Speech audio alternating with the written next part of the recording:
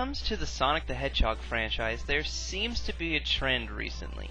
Anytime a game is announced, you instantly think, oh joy, another mediocre Sonic game. Then you see some screenshots or footage and think, hey, maybe this time it won't be so bad. Then the game finally hits shelves to bad reviews and poor reception from fans, and the whole cycle starts over again. Well, rest assured, Sonic the Hedgehog 4 is not one of those games. This time, Sega is finally on the road to getting it right.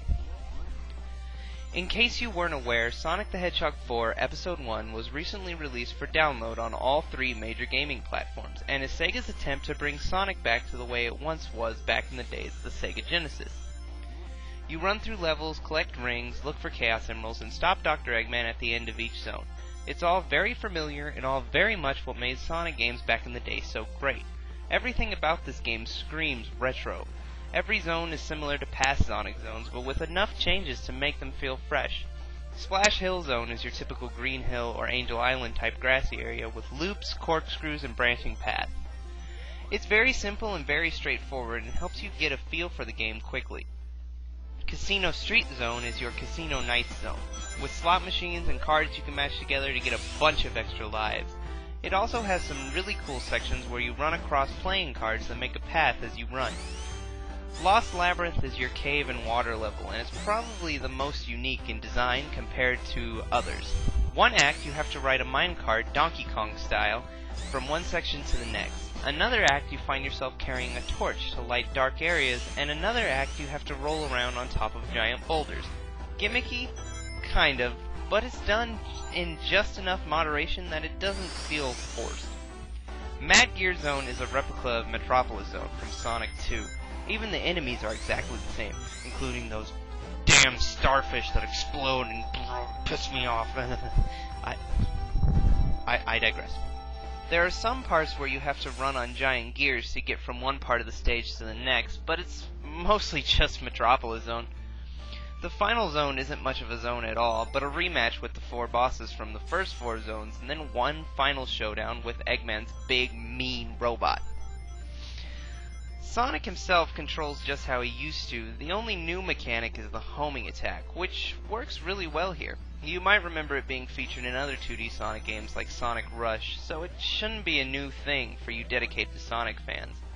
Perhaps my favorite thing about this game are all of Sonic's animations. You can tell Sega cared about what the fans liked in the original games because even though he's the new Sonic model, his animations are all old school, right down from the spinning feet when he's at max speed to his wavy arms when he's on a ledge.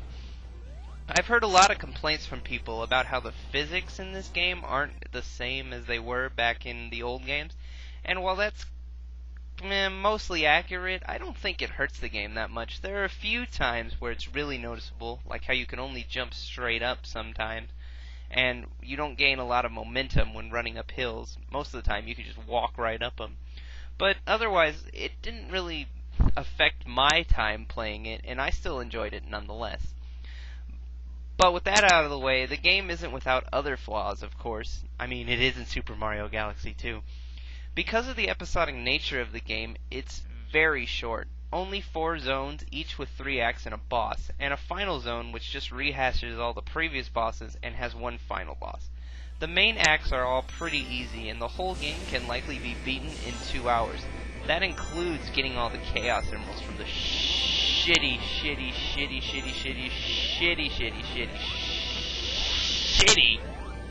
special stages.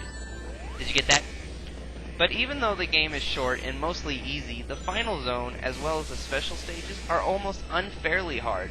The jump in difficulty is pretty intense, considering just minutes ago I was clearing all 4 zones in an hour. I get what Sega was trying to do. They were trying to make the game feel more like a full release by throwing a really tough final boss in the end. But the game wasn't a full release. It even ends with a to be continued screen. They didn't have to include a boss that hard just yet. I don't think anybody would have begrudged them if they just ended on a mildly difficult mini-final boss and Eggman getting away at the end. I sure wouldn't have minded. It would have been better than losing all the lives I got in Casino Streets to the cheap play all the bosses again trick. Another complaint I have, and this is just me being a nitpicky bastard, is that there's a map screen. None of the original Sonic games had a map screen. You turn the game on and went from one zone to the next. In this game, once you beat the first act, you're sent to a map screen where you can play any of the 4 zones you want in any order. That would be great after you beat the game, but I prefer to play the stages in the order they were intended. Yeah, they give you the option when you clear a stage. A prompt will come up telling you to hit a certain button to go to the next act, but I want to just do it automatically. Why change the setups from the game you're trying to re-emulate? But again, it's just me being nitpicky. Ultimately though, Sonic 4 is a lot of fun, if not too short. It provides just enough nostalgia for me to recommend it to any Sonic fan, and any fan of old school gaming. Sure, it isn't as good as the past games, but really, what can be? I mean, Sonic 3 is one of the greatest games ever made, in my opinion, so it's kinda hard to top what's already set the bar so high. For what it is, it does a great job of recapturing the feel and spirit of the classic Sonic games. I can't wait to see what Sega has in store for Episode 2. Hopefully playable Tails and Knuckles? But, we'll see. For now, I'm Matt, and thanks for listening.